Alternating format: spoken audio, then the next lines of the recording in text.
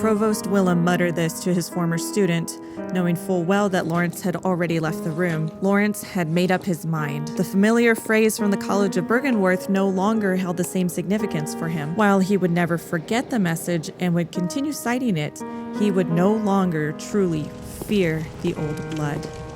When the scholars of Byrgenwerth discovered the old blood, a gift left behind from the Great Ones, the possibilities seemed endless. One of the first to take note was Laurence. The old blood improved all manner of human attributes, but Provost Willem knew better. He warned his students that mankind could not fully understand the old blood, that man would eventually succumb to beasthood. The potential benefits were too great for Laurence and his fellow scholars to ignore. Eventually, Laurence founded the Healing Church. Members of the Healing Church tested the old blood on the denizens of Yharnam under the guise of blood administration, a miracle cure. Civilians and travelers alike gathered to receive the blood, and it worked as advertised at first. Unfortunately, Willem would be proven right. Those treated with the old blood would eventually be doomed to madness and beasthood. Laurence and his colleagues attempted to control the scourge of the beast, but it was too late. He would eventually succumb to the old blood. Laurence became the first cleric beast and was dragged into the hunter's nightmare. Here he would persist long after the death of his physical body, forever doomed to seek out his skull. Completely consumed by beasthood, Laurence can never reclaim his memories. Our hunter finds Laurence consumed by madness, rage, and most notably, sorrow. He reaches out for his skull, the sole remnant of who he was, and likely knows not why. Also, note the pose in which you find Laurence, sitting sideways on a wooden throne with his legs draped across the side. His body is in a similar position to that of Jesus Christ in Michelangelo's Pieta statue. They have the same type of cloth underneath their bodies, and if you look closely, you can even see nails in Laurence's legs. Pieta means pity or compassion. In Michelangelo's work, Jesus' body is lying across his mother Mary's lap after the crucifixion. She cradles the body of her lost son with a look of devastation and, as the name suggests, pity. By contrast, no one holds Laurence. We see only a statue above him, which is also present in the original Grand Cathedral. There is no pity or compassion for his ultimate fate. Even still, this Christ-like pose evokes a small shred of dignity for the fallen leader. The fight with Laurence commences as he is engulfed in flames. The raging beast viciously strikes at the hunter, filling the cathedral with ear-piercing screams. In the last phase of the fight, Laurence drags himself around the arena in a desperate attempt to take the hunter down with him. This is how he falls, not with honor and dignity, but broken on the floor. Actually, enough of this somber shit. You've heard it a million times, so it and get rid of this shit, the script and the it.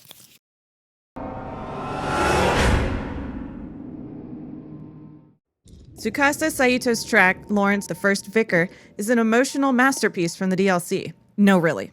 It's a fucking banger. It was at this moment that he knew he fucked up.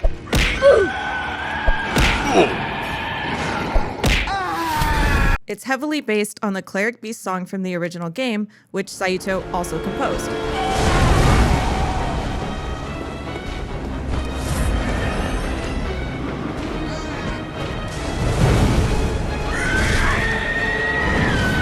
The inclusion of Cleric Beast motifs actually makes perfect sense, as Laurence was indeed the first Cleric Beast. The lyrics and riveting music tell Laurence's tragic story of influence, transgression, and transformation. Here, we're going to be utilizing unofficial translations of the Latin lyrics. Unfortunately, we could not find official lyrics released by From Software. We're only including the lyrics that are reasonably lore and Latin friendly. Presumably, some of the lyrics, grammar, and meanings have been lost in translation between English, Japanese, and Latin. The song is in a 6/8 time signature. Quick music theory lesson! Dun, dun, dun, dun. Songs are divided up into measures rather than just an entire sheet of never-ending music. A time signature specifies how many beats are contained in each measure and which note is equal to 1 beat. A common time signature is 4/4, meaning that there are 4 beats per measure and a quarter note gets 1 beat. A lot of songs you listen to on a daily basis are in 4/4 time. In 6/8 time, there are 6 beats per measure and an eighth note, or half a quarter note, gets 1 beat. Long story short, the 6/8 time signature makes for a steady sense of movement, even during the long holds and pauses. A well-known example of this would be We Are the Champions by Queen. And there's your fun fact for today. The most important thing about this song is the following. This song is a badass piece of mother art. No, really. It literally causes orgasm. The song begins with a male choir accompanied by an organ. To the best of our knowledge, they sing about a sacred reward being found in the blood. Around 39 seconds in, the driving thematic material from the original Cleric Beast song kicks in. The familiar line is called an ostinato. An ostinato is a musical pattern or rhythm that repeats throughout the song. The riff in the strings is unrelenting and anxiety-provoking. On top of the ostinato, the choir sings the words sanguine sanctum, or holy blood. Tension builds and is suddenly released as the pattern stops around 49 seconds. At 1:27, the choir starts what sounds like a conversation between Willem and Laurence. On top of the Cleric Beast ostinato and the strings, the lyrics signify the blasphemous nature of blood ministration. At 1:46, the choir and the ostinato melodies repeat, except this time in grander fashion.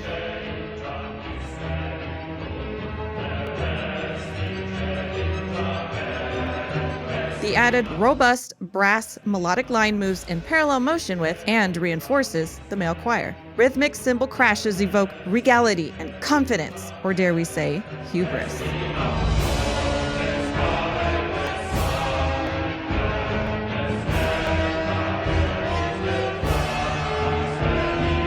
I'll be honest, this makes me do the stank face. Like when this part plays, like I start doing the stank face, I'm like, hey, it's so good, it's so good. Sorry.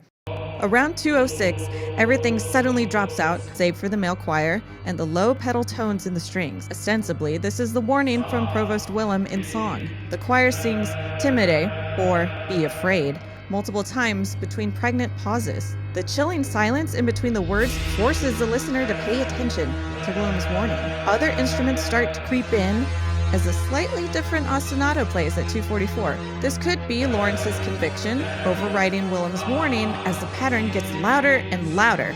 The turning point of the song and Laurence's story is around 3:03 as we hear a haunting viola solo accompanied by a foreboding organ. It's as if both the song and Laurence are taking a moment to reflect on what's happened. The beastly scourge is out of control, and his actions are finally resulting in his comeuppance.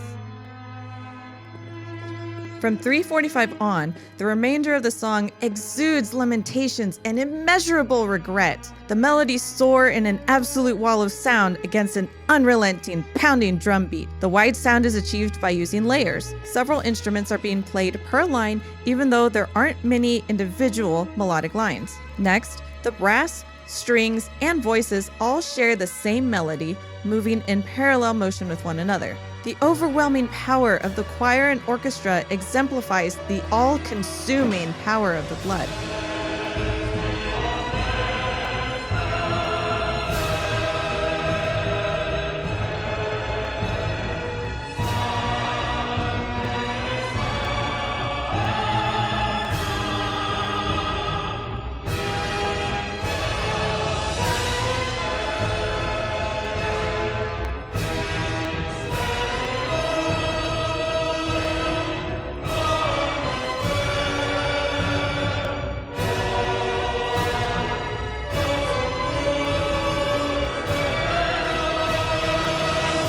The song ends with the Cleric Beast ostinato fading into a single note in the low strings. It's a fitting denouement for someone who finally succumbs to the blood of the Great Ones.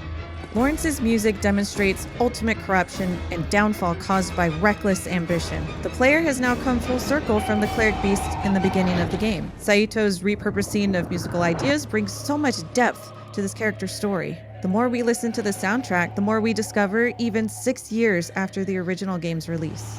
If you like this video, stay tuned for more in our series called Monsters and Music of Bloodborne, brought to you by our homies at the Misfit Syndicate. Which character do you want to hear about next? What's your favorite track? Let us know in the comments.